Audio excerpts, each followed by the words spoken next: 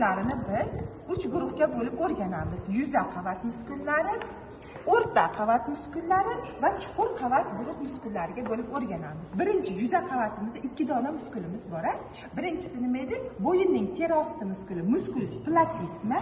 Musculus platysmaning tagida esa musculus sternocleidomastoideus, mana tosh suyagidan, omro suyagidan boshlanib temporalisning so'rg'ichsimon qismi mastoideusga tortilganligi uchun musculus sternocleidomastoideus bo'lyapti. Tushunarlimi? Endi ikkinchi qavatiga o'tamiz. Ikkinchi qavat, ya'ni o'rta qavatida qanday muskullarimiz bor edi?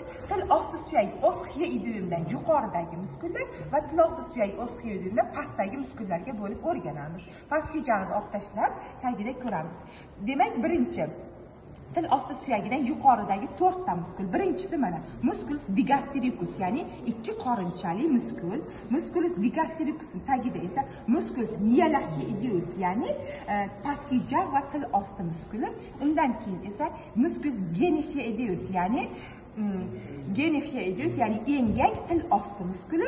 Undan keyin esa musculus stenochioideus, ya'ni bigissimon o'sig'idan, temporalisning bigissimon o'sig'idan pastki o'sha oschioideumga tortilgan muskul hisoblanadi. Demak, birinchi qavat, birinchi til osti suyagidan yuqoridagi 4 ta muskulni sanadik, ya'ni musculus digastricus, musculus myelacioideus, musculus genechioideus, musculus stenochioideuslarni sanab o'tdik. Ana endi til osti suyagi oschioideumdan pastdagi 4 ta muskulni sanaymiz. Ulardan birinchisi musculus omochioideus, ya'ni kurak til osti muskuli, musculus sternochioideus, ya'ni tosh til osti muskuli, uchinchisi esa musculus sternotireoideus, ya'ni tosh qalqonsimon muskul va musculus tireoideus, ya'ni qalqonsimon tog'ak va til osti muskullariga bo'linadi. Mana endi mana musculus omochioideus, musculus sternochioideus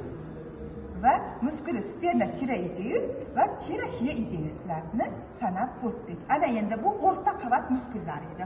Undan keyin keladi endi chuqur qavat muskullari. Chuqur qavat muskullarini ham biz o'z navbatida 2 guruhga bo'lib olamiz. Birinchisi medial guruh muskullari, ikkinchisi lateral guruh muskullari. Lateral o'z-o'zidan mana tashqarida turgan muskullar, medial esa o'rtada joylashgan muskullarimiz. Musculus, mana endi lateralda 3 ta muskulni ko'ramiz. Mana lateralda 3 ta muskulning birinchi nomi musculus scaleni anterior, ya'ni oldingi narvonsimon muskul. Ikkinchisi musculus scaleni mediana, o'rta narvonsimon muskul va musculus scaleni posterior, orqa narvonsimon muskullariga bo'linadi.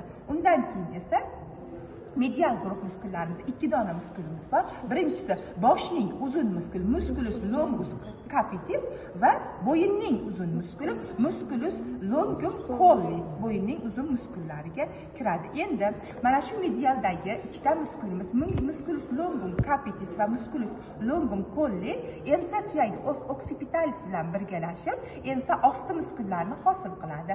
U yerda 6 ta muskulimiz bor. Ulardan 2 tasi mana bu yerda ko'rsatilgan.